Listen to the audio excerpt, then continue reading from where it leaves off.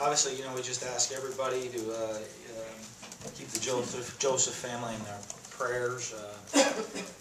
Having to go through that, as well as our players and everybody in our football family. I know actually being asked a question either last week it was or the week before. And I said I hope that was something that I wouldn't wish upon anybody, and you'd hope that no coach would ever have to go through it. And certainly hope I'd never have to go through it again. And losing a family member like that as part of your program, there's nothing more devastating ever going to happen to you as a coach or as a football team or a program.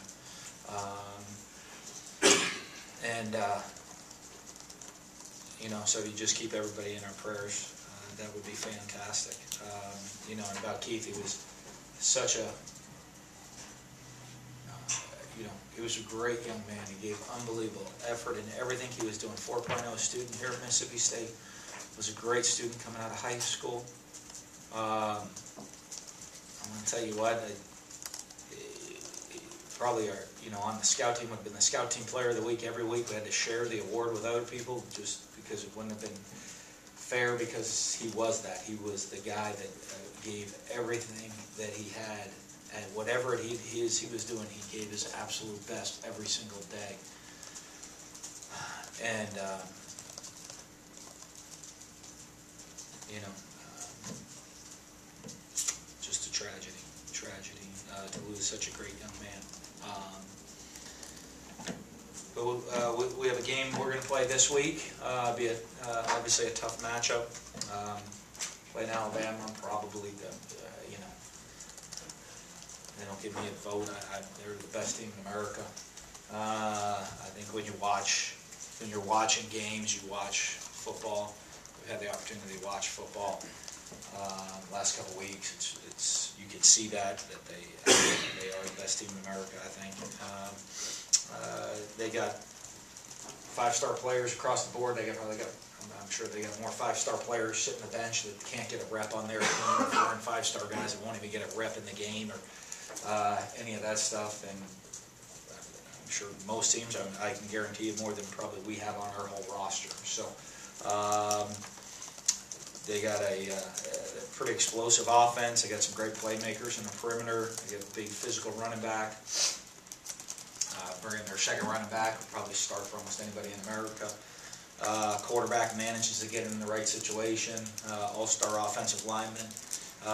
And then they have the best defense in America to go along with it. #1 rushing defense in the league, #1 total defense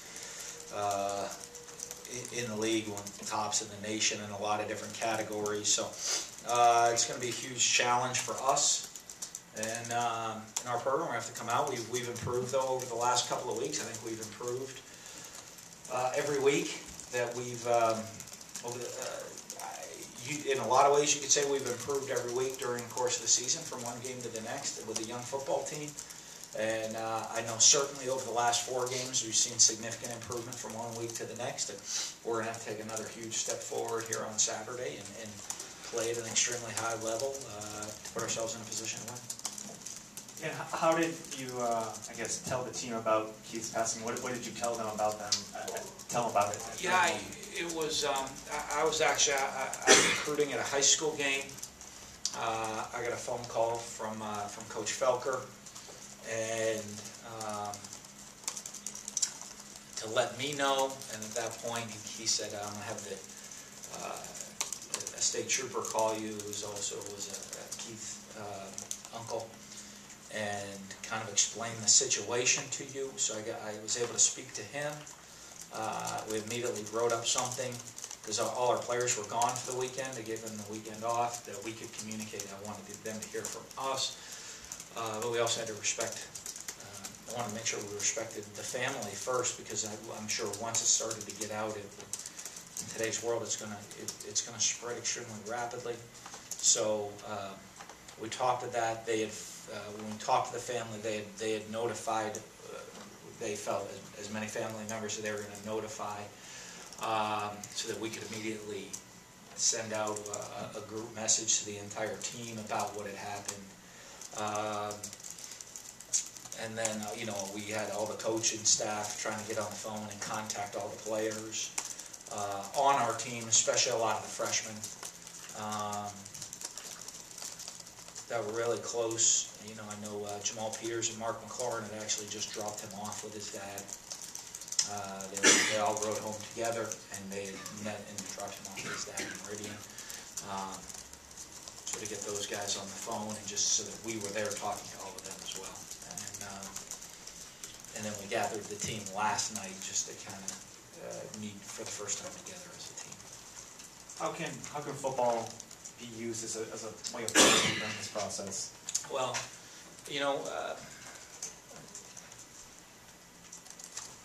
unfortunately, through somewhat experience, which probably the worst thing in the world you'd ever want to have an experience at.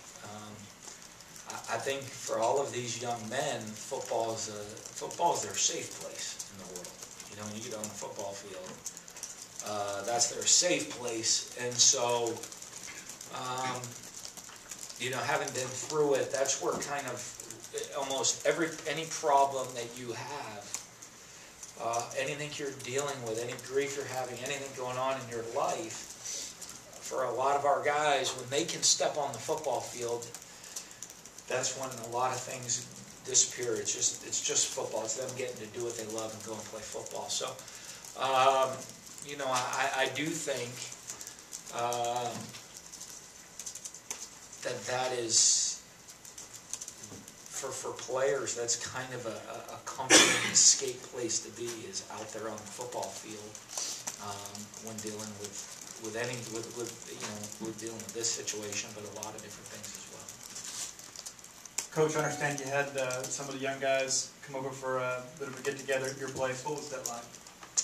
Well, I know last night, and they were back in the dorms for the first time. There were a lot of guys that were nervous about being back there, and especially that freshman group wanting to stay together. I know we were game planning here, so we met, went to the dorms, and then, I ended up coming back here in game plan, and my wife had all the freshmen over to the house, just so that they could all kind of be together, one of the things you see, I know these guys, when you look at college football players, they're all 5-star recruits, or this, they have press conferences, and they get this hype, and the media, they play on national television. Do you ever really get around them in tough situations, or you get around them just in any situation? They're a bunch of 18-year-old kids that just lost a very, very close friend of theirs and family member of theirs. And that's really all they are, just some young kids. And so to keep them together, I thought, was really important. And, I think they really enjoyed being around each other and each other's companies. And instead of, guys kind of having to go off on their own, or just go to the dorm rooms, or not be able to spend that time together.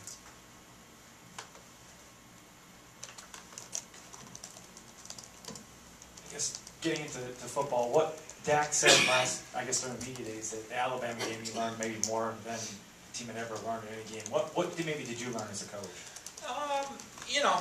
I think for us, I don't know that we went into that game. We hadn't been in that big of a game before, I don't think, in this program. And I think we came out and played a little tight in that first quarter, really. Maybe the first quarter and a half of trying to almost be too perfect, to not want to make a mistake, to try to think you have to, instead of just going out and playing football. And I think that's one thing all the guys learned. And, for me as a coach, that's a lot of that's on me, to making sure that the guys are ready to play. And what I mean by that is I'm making sure for the situation that they're ready to play in the situation that they're going to go play in. And that, hey, that our guys, they needed to be loose and trust in their abilities. Just go play. Don't worry about being perfect. Just go out there and play and play the game and execute at a high level. And I think really after about the middle of the second quarter, there was a real change. We were behind, unfortunately, I think 19-0 at that point. But there was a real change in demeanor of everybody on, the feeling of all the guys. And that's on me. What I learned is I got to make sure that we have that feeling right from the beginning if you need it. There's times you need to be, as a coach, it's always going to call for the team to be a little bit different into each game. And for me, I had our guys, I think our guys were a little too worried about doing everything perfectly instead of just going and playing the game. And when you're in a big game like that, in big game situations, the last thing you ever want to do is be uptight and play uptight. Coach, I guess mainly because of the way the defense has kind of dictated where Dak was going with the football. They kind of had a slow start to this year, but he's really picked it up the last few games. Have you seen anything different with his play the last couple of games? Well, I think, he's grown and matured in that way. I think he understands that how defenses play. He might not get his number called all the time, or they might try to do things to take him away. And instead of getting frustrated, know that we're going to get you the ball.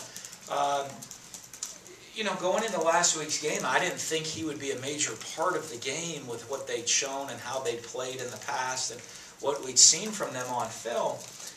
And then they kind of changed. They played very differently than we expected them to play.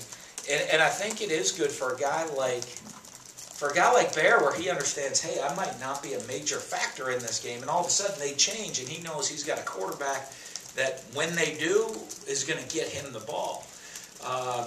I think that gives all the receivers a lot of confidence, and because I think they have an idea of practice during the week. When you're practicing on the scout teams and you're calling the plays and the ball's not coming to them very often in certain coverages, they have an idea saying, hey, they might look at me sometimes like, Coach, can you draw something up to get me a ball every once in a while? And we do. We have plays within the offense to kind of get guys the ball that I like to use just to get them into the flow of the game. One of the things we'll always look at is as the guys we need to touch the ball, are they touching the ball early in the game just to get them into the flow of the game? Because there's a lot of our offense that the defense is going to dictate who gets the ball, but make sure we have some ways that everybody gets a touch, because you hate to, have guys, any of the receivers, where all of a sudden it's the fourth quarter and there hasn't been a ball thrown their way all day long. We'd like to kind of have the ball distributed to them, so we have some different ways that we can almost force them the ball. Looking at the numbers, you're one of the top offenses when it comes to scoring touchdowns in the red zone. Why do you think y'all have been so successful this year? I think a lot comes to the experience in the quarterback and receiver position in the perimeter. Two, I think we have a quarterback that can run the ball down in the red zone. So you add an extra player onto the field in that way than a team that's just maybe going to turn and hand it off every play. And we put a huge emphasis on it in practice. So, on both sides of the ball, we practice and spend a lot of time down in the red zone because I think it's such a telling factor in games. And, if you look at red zone scoring, and, to me, one of the things is you go back and look at games and say, okay, if everybody scores touchdowns and an extra point on every red zone possession, who would win games? If both teams just were perfect in the red zone, who would win the game? I think, you look the other night, if we would have won against Missouri, we would have won by 4 if that was the case. The game probably didn't seem quite that tight, but it would have been a 4-point game if both teams scored touchdowns on every red zone possession. And so I think that is those can be huge factors. We spend a lot of time in that part of the game. After you're able to watch the film on the offensive line in the second half, after doing all the shuffling, how do you think they did, and do you anticipate any more shuffling this week? Well, anticipate's an interesting word. I guess we're prepared to do whatever shuffling we need to do on the offensive line. I wasn't hoping to shuffle the way we had to last week, but I really do think our guys performed pretty well. They stepped up and did a good job. I think John does a good job. One of the times when we do mix combinations, and I think a lot of times, even in spring, you guys will come and see, boy, a lot of different combinations on the offensive line. And the reason that we'll do that in practice is because you never know when situations like that are going to occur. I mean, it's a great deal if we never have to deal with an injury and we can control whatever the offensive line rotation we want to control to get guys reps and that stuff. But I think you have to be ready for situations that, like that happened last week, where all of a sudden you're down 2 left tackles against one of the best pass rushes in the league, and you know, okay, what's your answer for that? Because, you know, I imagine if I didn't have one, you guys would be all over me like, boy, they pay you a lot of money here to have answers to when that stuff happens, and so we got to be prepared for those things. Chris Jones is D lineman of the week. What did you see from him that I guess maybe did a switch flip for him against Missouri, or what did you say to Chris? I don't know. I think he played, certainly the best game I've seen him play in his career here. But I think there's also that maturing factor. I think, you know, he's a guy that came in as a freshman and had a lot of hype and attention, talented, made some things happen. You know, sophomore year he realized I think he had to be a football player. And so this year I think he's really worked on being a better football player in every aspect of the game. And you know, one of the things that takes time. You know, it doesn't just happen. You know, you're not just this unbelievable football player. I think you got to work technique. You have to work fundamentals, understanding the scheme and what's going on within the plan. And I think what you're starting to see Chris playing a little bit better from week to week. To me, is a guy now that is kind of starting to understand about the development, not, hey, I'm 6'6", 310-pound athlete that can run around. He's understanding that I got to play with technique and understand the scheme, and if I do my job within the scheme, that one, it's going to be good for other people, but there's also going to be a lot of plays for me to make as well. You mentioned in the red zone scoring that y'all been focusing on that in practice a lot this year. Is there anything if y'all have done different that y'all haven't maybe done in the past with that? No.